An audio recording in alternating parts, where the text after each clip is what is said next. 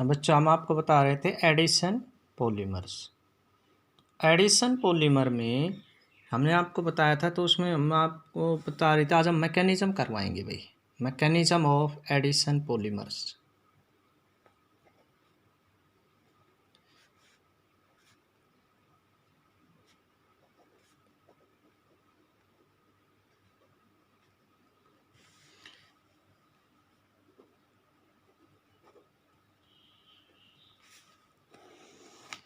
ठीक है बच्चों, भाई मैकेनिज्म में जो एडिशन पॉलीमर है ना, इसका मैकेनिज्म हम करवाएंगे आपको फ्री रेडिकल एडिशनल पॉलीमराइजेशन। तो free radical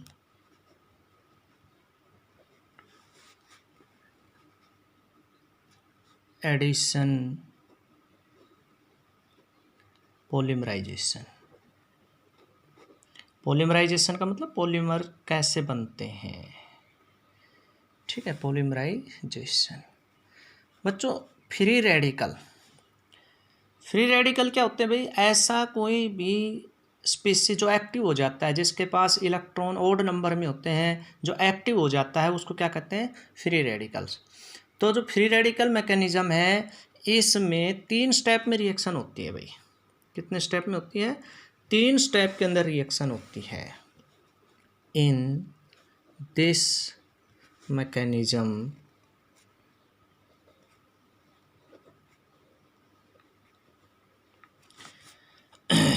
the polymerization reaction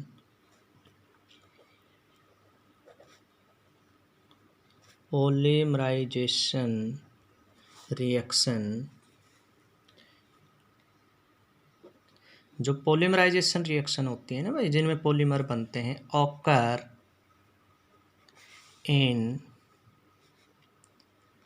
3 steps. कितने स्टेप्स में भाई? 3 स्टेप्स में रिएक्शन होती हैं। कौन कौन से ये 3 स्टेप? सबसे पहले होता है चेन इनिशिएशन स्टेप, कि चेन की शुरुआत कैसे होती है। तो पहला क्या है भाई? Chain initiation step.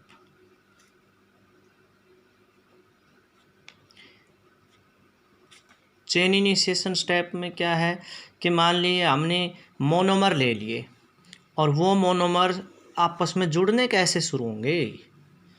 जैसे हमने ले लिया भाई CH2 डबल बॉन्ड CH2 ले लिया, ठीक है। अब ये मान लो इसके 5 मॉलिक्यूल है, 10 हैं, 15 है, कितने भी, हमें कॉमनली हम इसको n ले लेते हैं। n की संख्या कितनी भी हो सकती है। मान लीजिए ये 5 मॉलिक्यूल जुड़ेंगे CH2 के आपस में, तो ये जुड़ने कैसे शुरू होंगे भाई? इस चेन को शुरू करने के लिए हमें किसी न किसी इनिशिएटर की ज़रूरत पड़ती है। वो इनिशिएटर क्या करेगा? इस पर अटैक करेगा। तो हम उस इनिशिएटर को हम IN से लिख दिया हमने, IN। अब क्या होता है, ये कोई भी ऐसा कंपाउंड हो सकता है जिसके पास इलेक्ट्रॉन की कमी है, जैसे हाइड्रोजन परऑक्साइड हो सकता है, सोडियम परऑक्साइड हो सकता है, बेंजोइल परऑक्साइड हो सकता है। इसके पास एक इलेक्ट्रॉन की कमी होती है, मतलब एक नंबर ऑफ इलेक्ट्रॉन ऑड होता है। मान लीजिए 8 होने चाहिए, इसके पास 7 होते हैं, तो 2, 2 4, 2 6 और एक ये 7वां इलेक्ट्रॉन ये फालतू है। तो ये क्या करेगा? 8 इलेक्ट्रॉन पूरे करने के लिए इस पर अटैक कर देगा। इस पर अटैक कर देगा तो क्या करेगा ये? अब इसको फ्री इनिशिएटर बना देगा, ठीक है। तो क्या होगा अब इसमें कि ये इनिशिएटर इसके साथ जुड़ेगा और इसको क्या कर देगा? फ्री रेडिकल बना देगा। तो एक्चुअली में होता क्या है, देखो क्या होता है कि जैसे ये डबल बॉन्ड है CH2 डबल बॉन्ड CH2 है ना, ये मान लीजिए यहाँ हमने इनिशिएटर लगा दिया। क्या लगा दिया? ये इनिशिएटर लगा दिया। ये इनिशिएटर क्या करेगा? इस पर अटैक करेगा। तो क्या होगा? ये बॉन्ड इधर आ जाएगा और ये बॉन्ड इधर आ जाएगा, मतलब यहाँ का इलेक्ट्रॉन इधर चला जाएगा, यहाँ का इलेक्ट्रॉन इधर चला जाएगा। तो ये जो इलेक्ट्रॉन आए ना, ये तो इसके साथ बॉन्ड बना देगा, और ये जो इलेक्ट्रॉन है ना, ये अगले बॉन्ड के लिए अवेलेबल हो जाएगा। तो अब देखो क्या हो गया, इनिशिएटर का जो इलेक्ट्रॉन था ना यहाँ पर, वो इस CH2 से जुड़ गया। ये जो CH2 का इलेक्ट्रॉन इधर आया था ना, इसके साथ ही जुड़ गया। अब अगला CH2 ये है ना, ये अब ये क्या बन गया? फ्री रेडिकल बन गया। ये बन गया फ्री रेडिकल। क्या बन गया? ये फ्री रेडिकल बन गया, ठीक है। तो अब ये जो फ्री रेडिकल बन गया, अब ये एक्टिव हो गया। अब ये क्या करेगा? दूसरे पर अटैक करेगा। तो कहने का मतलब यह है चेन की शुरुआत हो गई। ये जो कंपाउंड इनएक्टिव था ना, इस इनिशिएटर ने इसको एक्टिव कर दिया, तो चेन की शुरुआत हो गई।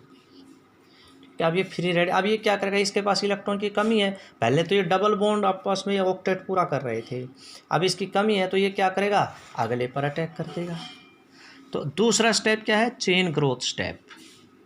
सेकंड है हमारा चेन ग्रोथ स्टेप।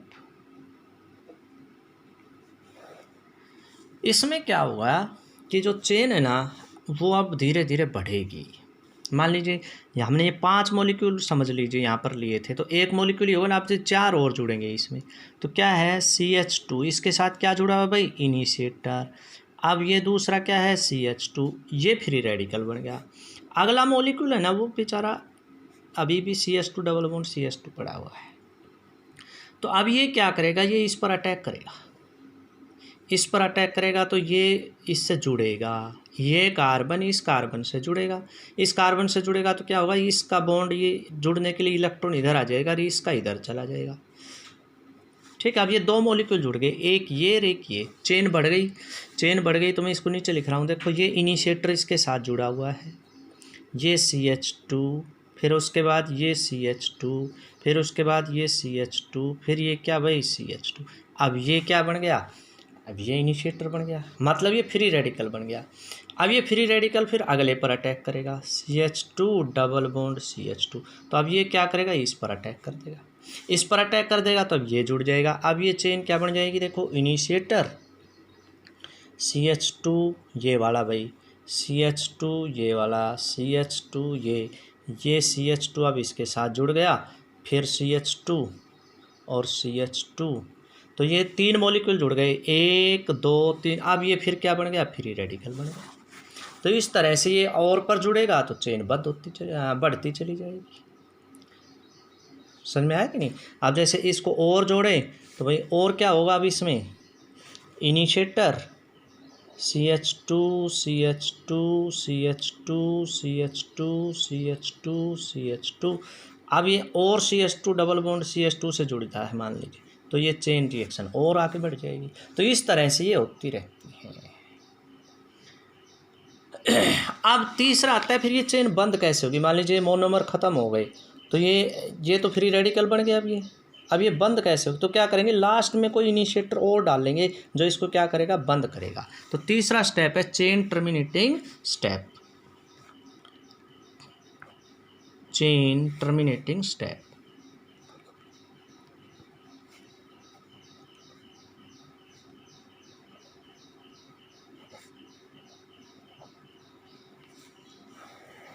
ये क्या करेगा कि हम इसमें, जैसे ये हमारा था initiator CH2 CH2 CH2 CH2, और ये फ्री रेडिकल था, मतलब ये चेन चल रही थी आगे।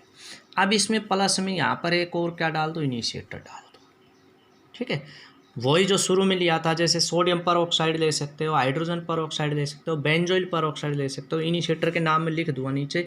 ये फिर और डाल दिया उस बर्तन में जिसमें रिएक्शन चल रही थी। अब ये क्या करेगा, अब ये और ये आपस में जुड़ जाएंगे, क्योंकि इसके पास भी एक इलेक्ट्रॉन फ्री है, इसके पास भी एक इलेक्ट्रॉन फ्री है, ये इलेक्ट्रॉन आपस में जुड़ जाएंगी।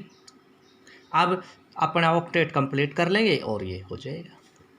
तो ये क्या हो गया, इनिशिएटर जो शुरू में लिया था जिसने चेन शुरू करवाई थी, CH2 CH2 CH2 CH2, और लास्ट में भी क्या भाई, इनिशिएटर, और चेन क्या हो गई, बंद हो गई, टर्मिनेट हो गई। तो इसको कहते हैं चेन टर्मिनेटिंग स्टेप। तो बच्चों सभी रिएक्शन एडिशन जितनी भी होती है वो इसी तरह से होती है।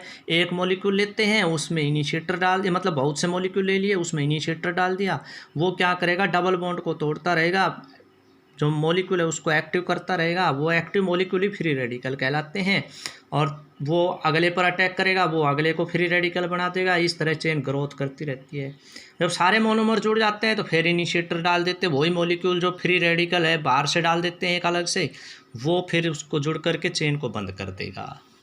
Initiator are free radicals species which contain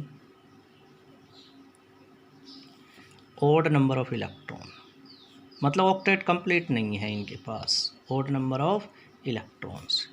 they may be, ये सोडियम परऑक्साइड हो सकता है Na2O2, इस पर ये स्टार लगा दिया। ठीक है।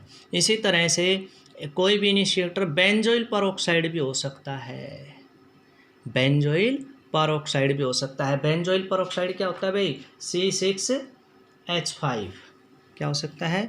C6H5 ही फ्री रेडिकल हो सकता है भाई इसमें। और हाइड्रोजन परऑक्साइड भी हो सकता है, ये ऊपर डॉट जरूर लगानी है आपने, ये फ्री रेडिकल हो सकते हैं, एटसेट्रा। तो बच्चों ये थे हमारा आज का टॉपिक, मैकेनिज़्म था एडिशनल पॉलीमर बनाने का। अब इसके बाद हम आपको कंडेंसेशन पॉलीमर करवाएंगे, तो ये मैं इसकी फ़ोटो भी भेज दूंगा आपको, मैंने आपको बता दिया है।